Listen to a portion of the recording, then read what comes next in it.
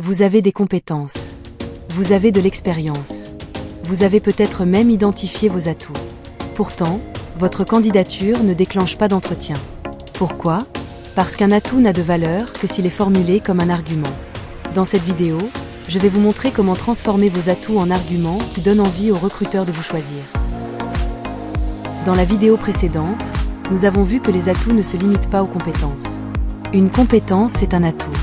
Mais un atout peut aussi être votre intérêt pour l'entreprise, vos valeurs partagées avec celle-ci, votre disponibilité, votre proximité géographique, votre motivation, votre connaissance du secteur.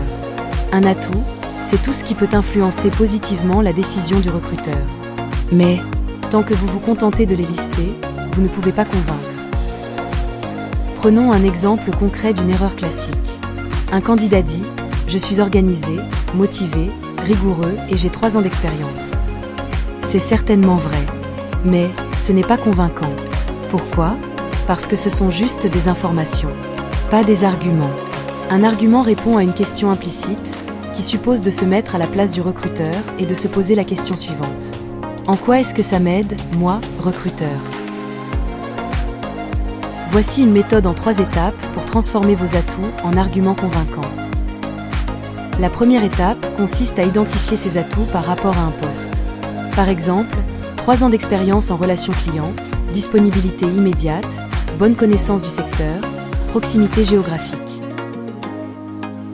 La deuxième étape consiste à relier ces atouts aux besoins du recruteur. Pour cela, il faut se poser les questions clés suivantes. Quel problème cela lui évite-t-il ? Quel risque cela réduit-il ? Quels bénéfices cela lui apporte-t-il ? Prenons quelques exemples de 2 façons de parler de ces atouts. Premier exemple. Tu peux dire simplement « J'ai 3 ans d'expérience en relation client ». Ou alors, argumenter en disant « Grâce à mes 3 ans d'expérience en relation client, je peux être rapidement autonome sur la gestion des demandes clients ». Ici, tu montres que tu as compris que le recruteur cherche une personne rapidement opérationnelle. Deuxième exemple. Tu peux te contenter de dire « Je suis disponible immédiatement ». Ou bien « Ma disponibilité immédiate me permet de prendre le poste sans période d'attente ». Troisième exemple. Tu peux dire « J'habite à 10 minutes ». Ou bien « Ma proximité géographique garantit ponctualité et stabilité ». À travers ces 3 exemples, nous voyons la différence entre information et argument. La troisième étape consiste à formuler en structure persuasive qui pourrait ressembler à atout, impact concret, bénéfice pour l'entreprise. Par exemple, mon expérience en gestion des commandes me permet d'être opérationnel rapidement et de limiter le temps de formation. Autre exemple, mon intérêt pour votre secteur me permet de comprendre vos enjeux et de m'intégrer rapidement. Prenons un exemple concret d'un candidat qui veut postuler à un emploi dans le commerce. La liste de ses atouts pourrait être expérience dans la vente, dynamisme, proximité, intérêt pour la marque. Il pourrait argumenter simplement comme ceci. Je suis dynamique et j'ai de l'expérience.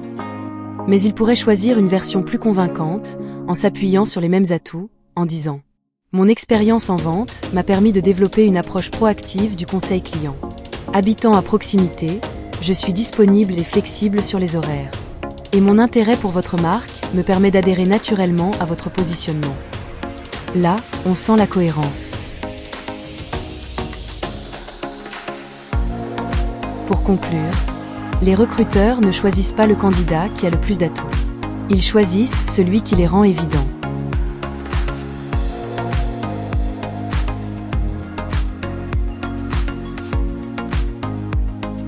Merci d'avoir regardé et si cette vidéo vous a été utile et que vous voulez apprendre à structurer vos réponses en entretien avec cette méthode, abonnez-vous pour ne pas rater les prochains conseils.